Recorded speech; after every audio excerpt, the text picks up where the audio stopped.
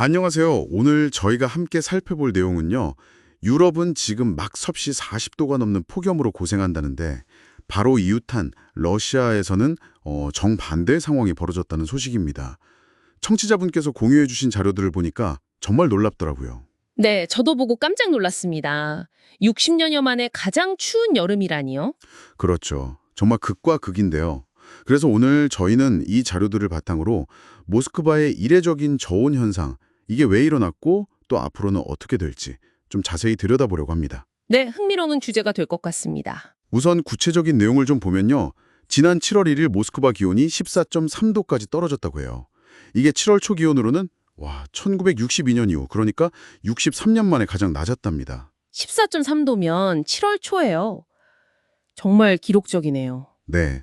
심지어 6월 하순에도 낮 최고 기온이 보통 13도에서 19도 사이였고 밤에는 8도, 9도까지 떨어졌다고 하니까요. 오, 밤에 8도면 한여름에 다시 겨울옷 꺼내야 했을 날씨인데요. 맞아요. 게다가 비까지 거의 매일 내렸다고 하니 그 긴 겨울을 보내고 이제 좀 따뜻한 여름을 기대했을 시민들 실망감이 이만저만이 아니었을 것 같아요. 그렇죠. 오죽하면 푸틴 대통령까지 나서서 농담을 했을까요? 아, 그 농담이요? 겨울이 아직 멀었지만 지금 날씨를 보면 금방 올지도 모르겠다고요? 네, 뭐 그런 식의 언급이 있었다고 하죠. 현재 분위기를 좀 짐작하게 하는 부분입니다. 그럼 이게 도대체 왜 이런 건가요? 이렇게 갑자기 추워진 원인이 있었을 텐데요. 네, 기상학자들은 그 원인으로 북극성 저기압을 지목하고 있습니다. 북극성 저기압이요? 네, 말 그대로 북극의 찬 공기를 가진 저기압인데요. 이게 평소보다 훨씬 남쪽으로, 그러니까 모스크바 지역까지 깊숙이 내려온 겁니다. 아, 북극의 찬 공기가 직접 영향을 줬다는 거군요. 그렇죠. 그러면서 찬 공기를 쏟아 부으니까 기온이 뚝 떨어진 거죠. 뭐 제트기류의 변동성 같은 거랑 관련이 있을 수 있고요. 유럽 폭염이랑 러시아 조온이 동시에 나타나는 것도 이런 대기 흐름이랑 관련이 있을 수 있겠네요. 네, 충분히 그럴 가능성이 있습니다.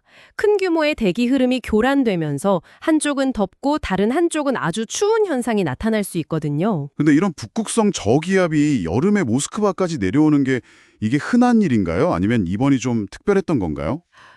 여름철에 북극 찬 공기가 남하하는 경우가 아예 없는 건 아닌데요.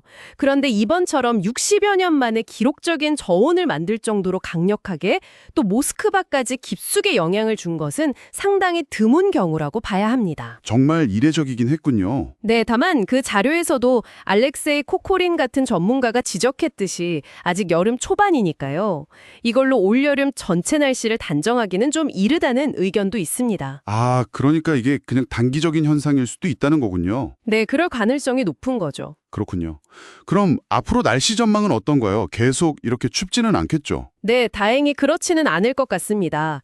기상 예보를 보면 이 북극성 저기압이 점차 동쪽으로 물러갈 거라고 하거든요. 아, 물러가는군요. 네, 그러면 이제 찬 공기의 영향에서 벗어나면서 7월 중순쯤 되면 모스크바 기온도 다시 평년 수준인 26도에서 28도 정도로 회복될 거라고 예측하고 있습니다. 26도에서 28도면 이제 정말 여름 날씨네요. 그렇죠. 그리고 실제로 그 기사가 나올 시점, 그러니까 7월 3일 오전에 이미 모스크바 기온이 21도까지 오르면서 회복세를 보이고 있다는 내용도 있었잖아요. 아, 맞아요. 그런 내용이 있었죠.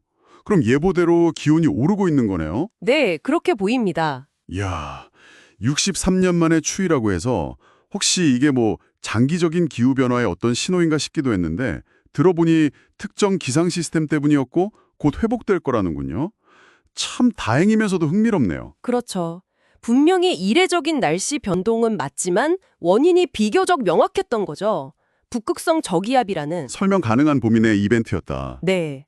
그런데 여기서 우리가 조금 더 생각해 볼 만한 지점이 있는 것 같아요. 어떤 점일까요? 이렇게 특정 지역에서 비록 단기간이지만 60여 년 만에 추위 같은 극단적인 날씨가 나타났다는 사실 자체요. 이번 모스크바 사례는 뭐 일시적이었지만 앞으로 이런 국지적인 날씨 변동성 자체가 더 커지거나 잦아질 가능성은 없을까 하는 거죠. 아, 그러니까 이런 변동성 자체가 어떤 더 큰 변화의 신호일 수도 있다는 말씀이시군요. 네, 그럴 수도 있다는 겁니다. 어쩌면 지구 전체의 기후 시스템이 점점 더 예측하기 어려워지고 있다는 걸 보여주는 한 단면일 수도 있고요. 유럽의 기록적인 폭염과 러시아의 이례적인 저온처럼 이렇게 서로 다른 극단적인 날씨가 동시에 나타나는 현상, 이게 앞으로 우리에게 뭐 의미하는 걸까? 한번 계속 주목해 볼 필요는 있지 않을까 하는 생각이 됩니다.